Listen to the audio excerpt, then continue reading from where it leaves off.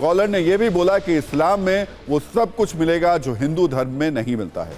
ये सारे आरोप हैं। राजेश उर्फ रियाज की पत्नी का आरोप है कुछ इसी तरीके के लालच देकर और गुमराह करके राजेश का धर्म परिवर्तन किया गया है। दरअसल राजेश की माली हालत ठीक नहीं थी।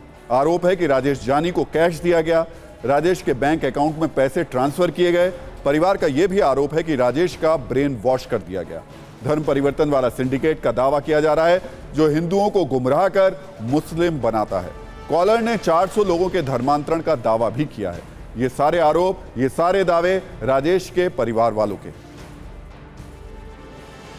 ये सारी चीजें हुई तो क्या आपको कभी भनक नहीं लगी, ऐसा लगा नहीं कि ऐसा कुछ उनकी जिंदगी में बदलाव हो रहा है? नहीं, मुझे कुछ पता नहीं चला। और उनका नाम राजेश जानी था, अभी महमूद रियाज नाम रख लिया है।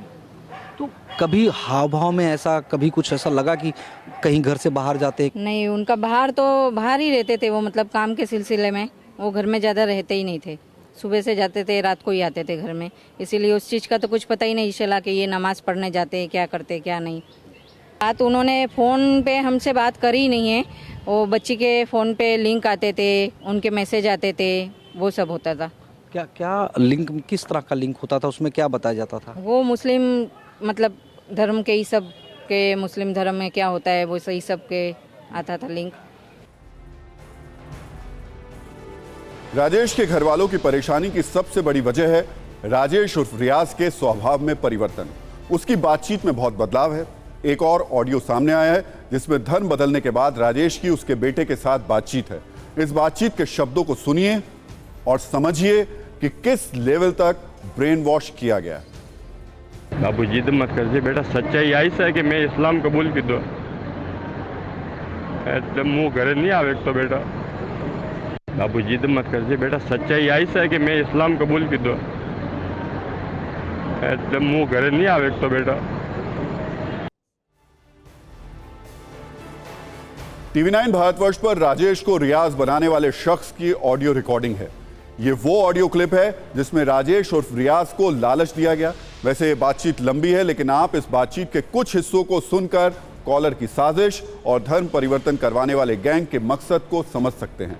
हमने इस ऑडियो रिकॉर्डिंग के 3 हिस्से आपके लिए निकाले हैं। पहला हिस्सा सुनिए। हाँ, मेरे को कोई प्रॉब्लम हो तो फोन करके बोलो, मैं उसको तरीके बताऊं, प्लानिंग बताऊं, उस हिसाब से घर में काम चलेगा तुम्हारा। मतलब कैसा काम? कुछ भी काम हो, या मेरे कोई अभी उनसे झगड़ा हुआ, कुछ उसमें मसला हल नहीं हो रहा है। हाँ, उनसे कुछ प्रॉब्लम है, उनको नहीं बता सकते हैं। हाँ, समझे? हाँ, तो मेरे की बात करके मैं उनको फिर कभी भी इधर आएंगे तो तरकीब बता के उसको बोलूंगा, भाई ऐसे मत ऐसी जिंदगी जिया करो, है? हाँ, बराबर। तो सामने उनसे भी बात करवा के वो सॉल्व करवा लो ना प्रॉब्लम। तुम्हारा इतना प्रॉब्लम सॉल्व करवा तो इतना नहीं करवा सकता हूँ क्या कुछ? हाँ, वो तो बराबर है अंकल।